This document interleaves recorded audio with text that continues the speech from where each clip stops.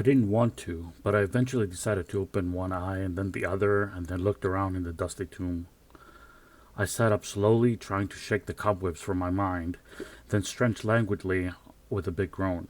Oh, my head, I said to myself, just to be sure I could still talk. I don't know who, but someone definitely spiked. Donning my sandals and reaching for my thyrsos, I walked over to the table, picked up my ivy crown, and placed it on my head crookedly. Who cares about his geometry after all? Not me. Looking around, I let out a soft laugh that turned into a cackle in the next breath and eventually died into a cough. I made my way outside to the narrow street and took a few steps before a lot of yelling was directed my way, followed by a trumpeting bellow. Turning, I had barely enough time to sidestep the laden elephant lumbering down the street. Oh, great, I said out loud, adding an eye roll. I must be in India again. No wonder the bike lanes are on the wrong side of the street. Leave it to me to get plastered in a place where the only alcohol they sell is the rubbing kind. I laughed heartily at my own joke until I ran out of breath and then leaned heavily on my thyrsos.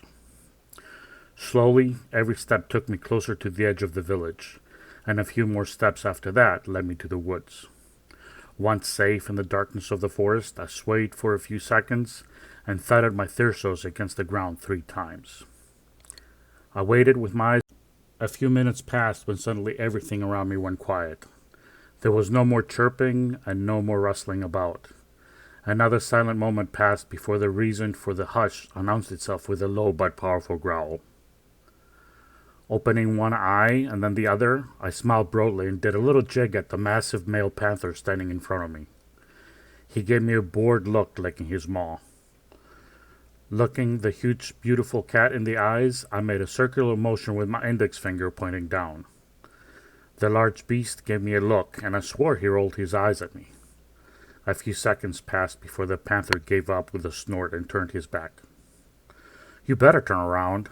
I returned the panther's snort and reached out to scratch behind his ears. Heaving a leg over his back, I slid down close to his haunches, getting comfortable. I leaned forward a bit and grabbed him by the scruff of the neck. To the airport, Jeeves, I said with a chortle. I have a family that isn't expecting me. The panther rolled his eyes at me for real this time, but I ignored the gesture. Moving along with the gait of a beast, I closed my eyes, trusting the cat's sense of direction. I thought back on times of old, times of very old. The call of Olympus had not reached out to me for a long time, until recently. I couldn't guess that what this calling I had felt these past months was all about. All I knew was that I had avoided it long enough, and it had gotten to the point where it was drowning all the other voices in my head. When I opened my eyes, I was already standing where I wanted to be standing, in front of one of the many sliding door entrances to the airport. I walked in with a mumble, leaning on my thyrsos, and made my way to the kiosk. I stared the tired-looking employee in the eyes. I would like 1 ticket to Athens, please. Yes, the original one, none of the copies they made ages later. And of course I wanted to be first class. That's where you get the wine for free, isn't it? Tell them to stock up on extra bottles of red. What's that? Name? Dionysus. Yes, like the god. Last name? Don't have one. I'm like Cher, but prettier. No, what makes you think I was kidding? Do you take a check? The ride on the plane was a mix between drool on myself more than usual boring and tear my beard out and feed it to someone annoying. Things started off well enough after the whole check-in fiasco. The airlines do not take checks. I'm not in the mood to The airlines do not take checks. I'm not in the mood to rehash that nonsense. Since when is a piece of paper with the name of a god on it worthless? I bet if my name were Justin Bieber, she would have accepted that check. I really need to work on my celebrity status. The person I decided to serve me in first class was a tiny little thing with smooth sepia-toned skin, straight raven black hair, and the most beautiful pale green eyes. The tag pinned to her vest read cheery, but after the 3rd time I blurted out a bit too loud for everyone's liking, "More wine, sweet cherry," she walked up to me, puckered her lips, and narrowed her eyes, asking me politely to call her a stewardess. 2 hours into the flight, After her 18th trip to my seat for more wine, she finally resigned to me calling her bartender. She did threaten me once by telling me she'd have the flight marshal put me in handcuffs, but backed off when I waggled my eyebrows at her and told her she could use my set if she wanted to. As we began our final approach and started getting ready to land, I looked out the window. It took me a minute to register that I was nowhere near the water south of the city, but further west, past the hills where Pauline used to be back in the day.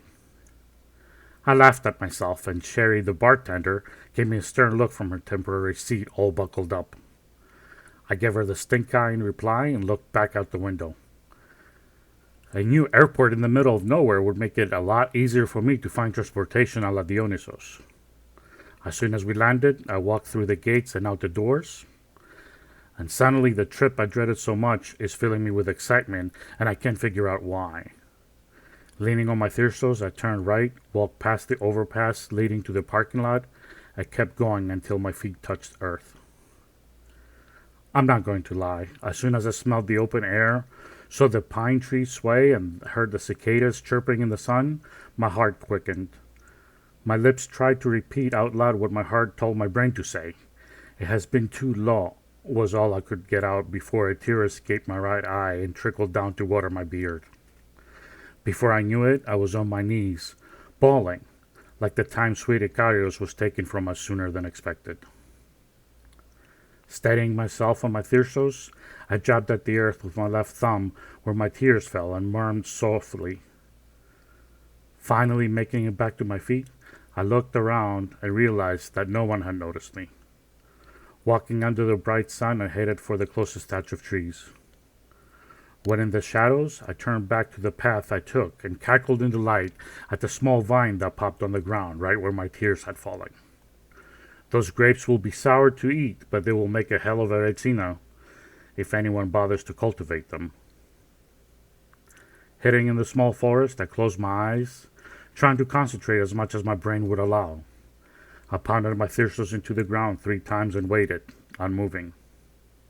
I tried to picture a bull, or even better yet, a donkey. Even though I was not in the city, I was close enough that I would be lucky if I could summon a chicken. Another few minutes passed and sweat started to roll down my back. Just when I was about to give up and go look for a taxi, I heard a low growl. For the second time in minutes, I found myself on my knees again, but this time laughing like a toddler.